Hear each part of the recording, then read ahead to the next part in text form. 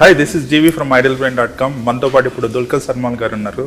He's very close to Telugu audiences and his film Lucky Baskhar is releasing on 31st of October on the occasion of Diwali. Hi.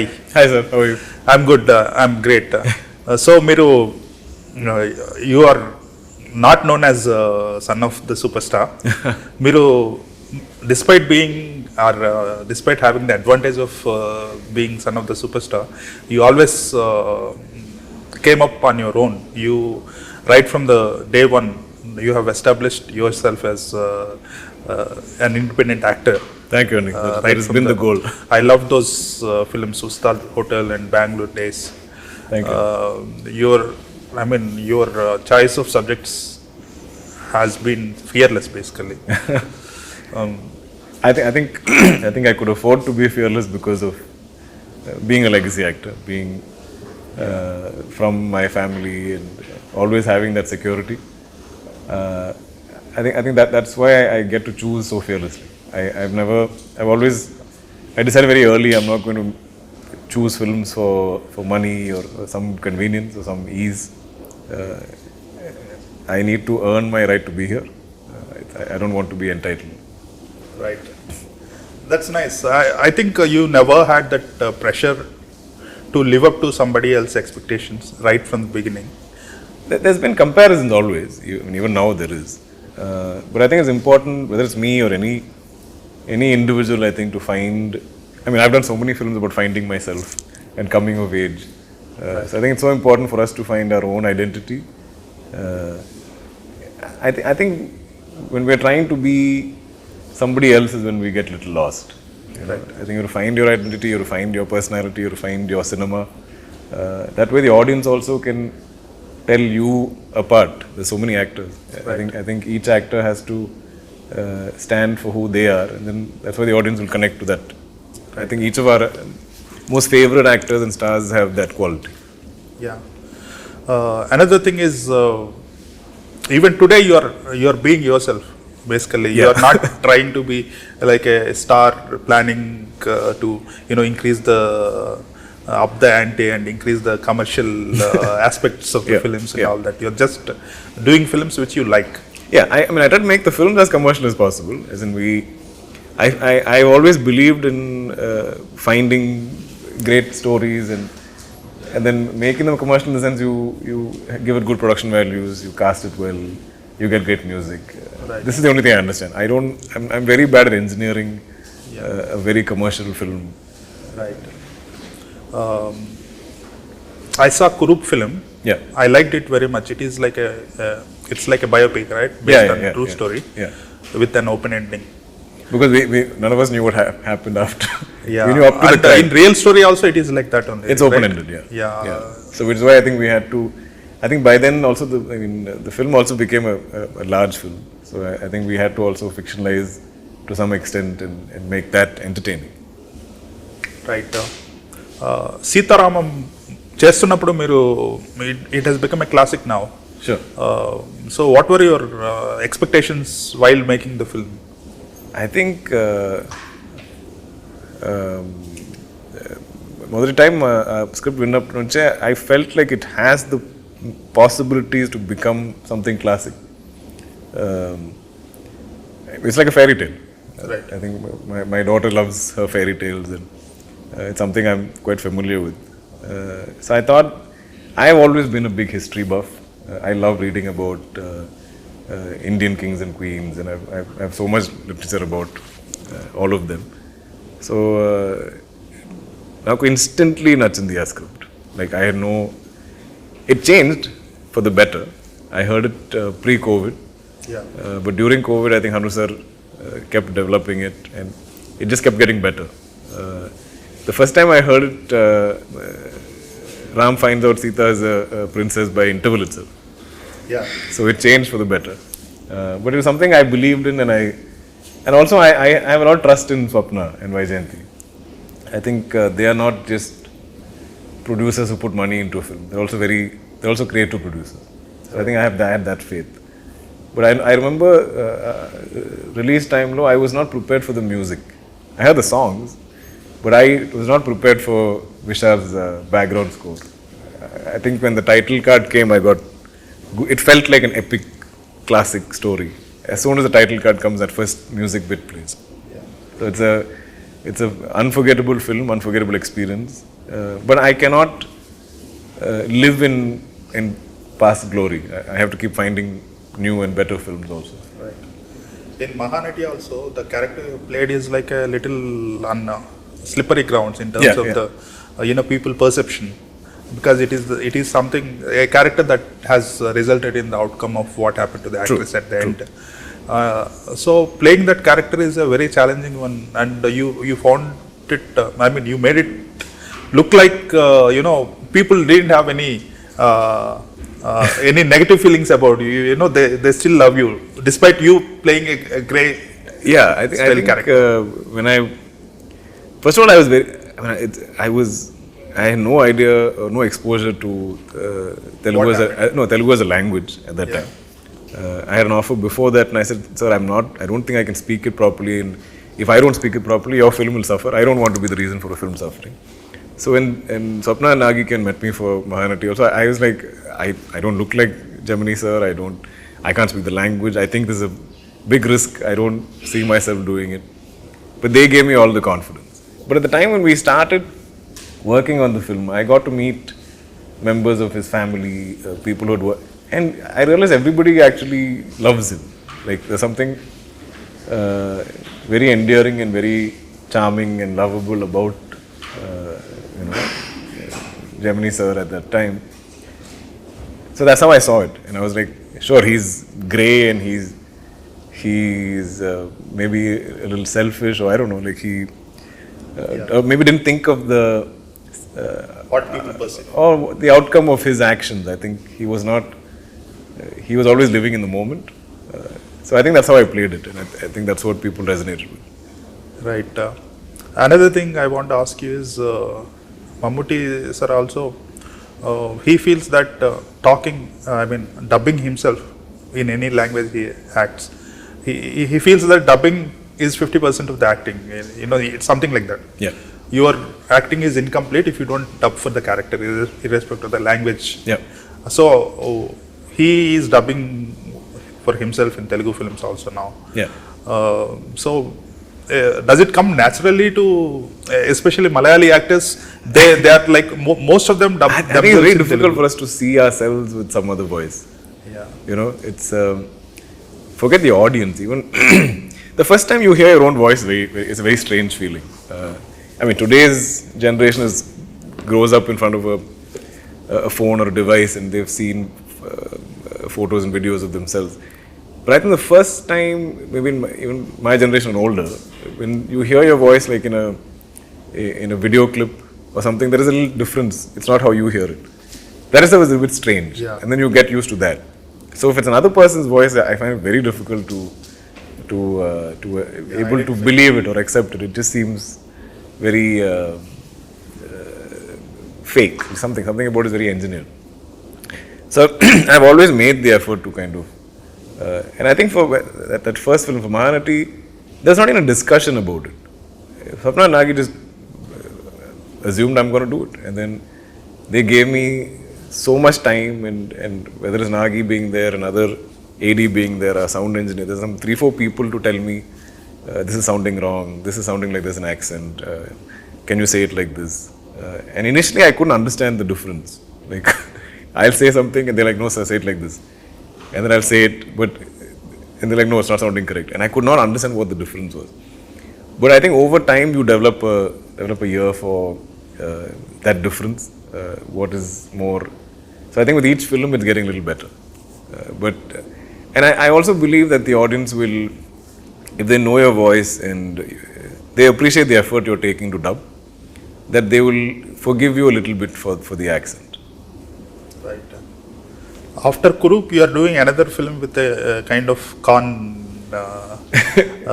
Yeah, I think I won't fully say it's that, but anyway, I guess whatever you decipher from the trailer. One aspect of it. Sure. Because yesterday he was, Nagvamsi was saying con character. So I was also not thinking that it was a con character. It was more like doing some frauds for a survival kind of thing. Yeah, I think when you watch the film, it's not. I don't know. I mean, I want the audience to kind of point it out or decide what it is. But I think grey characters are interesting because I think we're all a little grey. There's varying degrees of it. But we all break some rules in life, and sometimes we don't want to be boxed or told what to do. You can do this, you can't do. And we have so much conditioning from childhood about what is right and wrong. So when we see any kind of crime or actually even like forget crime, even something positive, something like a big heroic gesture in a big heroic film. The average person cannot imagine doing that, and that's why it's fascinating. I think that's why it's wow. Like I want to do things like this, but a lot of the times you can't do something heroic in your house in front of your family or at a wedding or in your office. You know, so I think that's where we somewhere escape into our cinema. So even if our characters are grey or doing something wrong or something, in your head you're like, how is he doing this? Because I can't do it. And I think that's fascinating. And for me, that's been... Stealing money is also heroism, kind of. Somewhere. I mean, if you think you deserve it, and if you think in some ways... There is some... In somewhere, maybe in Baskhar's head, whatever he does in his head is justified. And I think the audience will... That is how fraudster's mindset works. Correct. He just... he gives the reasoning first and then... The right or wrong meter is very different from yours and mine. Right. Another thing I want to ask you is generally when somebody who is in a system commits something wrong, he does it out of compulsion initially to make money or something like that to justify. Sure. Until they'll be put in a situation where they have to steal money, otherwise they can't survive financially. Sure. And once they do it, they can't come back. They over a period of time they start enjoying it. True. What is the kind of character? I mean, example is Breaking Bad. Mm-hmm. He gets into that field because he has to survive and his family needs money. But after some time, he starts enjoying it. You know, he does it for his own this thing. Yeah. So, what kind of character in this film? Again, I don't want to reveal it because there should be something you enjoy in the film. Yeah, something you discover in the film. Yeah, in the trailer, almost everything is revealed. Yeah, basically. So it is about. Let's put it like this, right? Like I think we all have friends we grew up with or family, somebody we know from school, college days. Different people handle success and money differently. Some people really change, and that upsets you. You don't want to see him change because you loved this person for some reason. And now he's become a different person because his money or success has gone to his head. Right. But at the same time, somebody doesn't change. With huge success and money, they're still the same, they're grounded, and your love for them only grows. I think we have explored things like that in the film. Right. Generally, in crime movies, we see is, you know, when a gang commits a robbery, they make it sure that they stay low. They don't buy anything. They don't show it off, so that you know police won't suspect them or the people in the community won't. Yeah. Here it is like he's doing bindas in this film. Yeah, I guess he is, but let's see why and how is he getting away with it. Is nobody suspecting anything? How is he able to do it? I think those are things we'll discover in the film. Right. You are doing Akasamlo Okatara and Kanta. Yes. These are two other films now. Kanta is almost 40% complete. I think it can be a very, very special film. Kanta means lady, right? Kanta is like a name of a person, name of female. Yeah. But it's a very new space, even though it's set in period and all this stuff.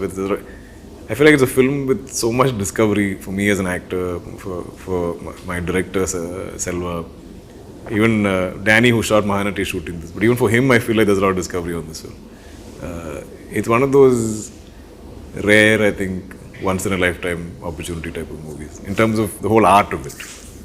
Rana and me are co-producing. Right. He's also in the film. We're all very excited about that film. Akasamlo Okatara, it's too early to talk about? It's too early, but it's a lovely rooted film. Again, which I feel like a major, I think most audience members will connect to it. It has ambition and yet it's very rooted. Right. You have become more relevant or more commercial actor after the COVID because your kind of films are commercial now. Maybe. Or maybe I feel like I mean content driven films. content which we're trying to commercialize. Yeah. You know, I think that is where I'm striking the balance. I don't want to go full art house. I don't want to go full commercial. I want to find a nice balance in the middle. Right. You've been doing films in all languages. Where do you find your comfort place? There's different comforts. I think in Kerala I feel at home. I feel like it's my motherland. It's my people. It's where my career began. There's a lot of history for me there in terms of relationships and whatever I feel like I am in terms of an actor. Every door that is opened up in other languages or a nationwide recognition in any form began there. That is always the case. For me, Tamil is I grew up in Chennai. Tamil was my third language in school, so there is a certain love I have for Tamil and Tamil cinema. Telugu and Hyderabad came out of syllabus. I never expected it, but I've got amazing opportunities, amazing friends, incredible love. Also a language that I'm very fascinated by because of not knowing it. I think I'm discovering it every day. Every day I'm learning maybe a new word, maybe a new phrase. When people are speaking, I'm paying attention. I find it very expressive. I find Hyderabad and Telugu as an industry very conducive to filmmaking, very supportive to filmmaking. It's I feel very easy to shoot here. Because also we almost have like a studio setup. For this film is like I went to office every day and came back. Right. It's mostly shot in most of it sets in aluminum factory. And so that's very rare in Malayalam. We're always shooting in live location and sometimes different parts of the state. That is the difference I've seen. Hindi, again, I feel like each project was different. Somewhere big studio production, somewhere independent. But again, as a language, that is a little more familiar to me. It was my second language in school, so that was a little familiar to me. Okay. So I enjoy all of it. I don't know if I can choose one over the other. You worked in Dubai for some time, right? I did. Good. So Hindi must be like... Correct, yeah, because everybody there, the common language... Same thing in college also. When I was in America, the Indian community generally, the common language will be Hindi. Right. Even though we're all from everywhere. Like my immediate group, somebody was Marathi, somebody was from Hyderabad, somebody is... I was a Malayali, there was Tamil, there was Gujarati, there was everything. So the common language is Hindi. But I think I have a ear for all those languages because of college. Right. Because if two of my Gujarati friends are speaking Gujarati, I know what that sounds like. That would not have happened otherwise. Guns and Gulabs, I liked the series, and yours is also very good. I enjoyed the. I came pretty late into the series. I think another cast member changed or something, but I was like, oh, this is so cool. It's interesting in terms of a role, and I also wanted to explore long format, like a series format. I don't know how they shoot it, so as an actor, I wanted to experience that. And it was exciting because there were days we're shooting 12, 13 pages of script, which is unheard of in movies. So it's like Raj and DK are known for their they're amazing. quick, amazing. Yeah. They are shooting with multiple cameras and they don't call cut. If you fumble a line, they'll just be like, DQ, can you take that again? Yeah. So somewhere in my head, I'm like, from where? Because as actors, we're so used to do it from the living in action and cut. Yeah. That is where we are believing, and so and they'll just be like, okay, that's a fumble, just take it again, and we'll keep rolling. So that was something where you have to be quick, thinking, on your feet. So I enjoyed that. That was a learning experience. Cost-effective way of. Not cost-effective, but as actors, I mean, you are programmed. You have to be able to deliver, right? You have to be able to keep believing, delivering, know your lines, know your beats. So I found that exciting and challenging. Yeah. That's why I told you no other actors are willing to do in long format when they are successful in big screen films. So you are very different in so many ways. This is also one of the reason, not many actors dare to go for the same year I did Hirie because I was like, I've not done a music video format ever. Yeah. But I think so much of my life is about experiences. You know, I think I'm the sum of all my experiences in life. So I'll do it like a Kalki. For me, that was like an experience. I was like, Nagi, tell me to walk across the frame, I'll do it. Right. Because I saw the set and I was like, oh my God, I'm so fascinated by this world. I really want to experience that world even for 1 day or 2 days. So I said, anything you want me to do, don't even narrate, just tell me, I'll come. I just want to experience it. So I think there is a bigger connection to that character. If that happens, I guess it is going it's to be in Nagi's really head. big. I don't know. If he has something for me, I'm sure he'll tell me. He can easily, connect it to one mythological character and, extrapolate it to the part 2. I've read the different theories that people have come up with, and it's very fascinating. But also I feel like all our filmmakers have their films in their head, and I think that's what they should make. So if I'm in it, great. If I'm not, it'll still be in some, because I love all of them so much, and I feel like Vaijayanti is literally like my family here. I will still have some ownership. It will always seem like it's somewhere my film, or I have that feeling towards anything they do. Right. Who are your close friends here in the industry? All of Telugu? them, of course. Swapna, Priyanka, Nagi. Dulquer is like a friend. Like literally, I can call him, and we have that kind of dynamic. I love him. But amongst the youngsters, Rana and Akhil I'm very close to. I think I speak to them regularly, or I see them quite often. But even otherwise, I've spent time with Charan or Tarak or Nani or Vijay, and it's always been lovely. Like I think, Right. End of the day, we all want to do great work, but also I think we kind of have found our calling, found our careers. So we have that little security. It's nice, and I think I generally get along with everyone. So, and I'm also a fan of everybody's in some form. So I enjoy those interactions. Right. So Lucky Baskhar is releasing on 31st. I'm sure I loved the trailer. I'm sure the film is going I to can't be wait for you to watch the film. I hope you really enjoy the film. I'd love to hear your feedback. All the best. Thank you, sir. Pleasure. Thank you.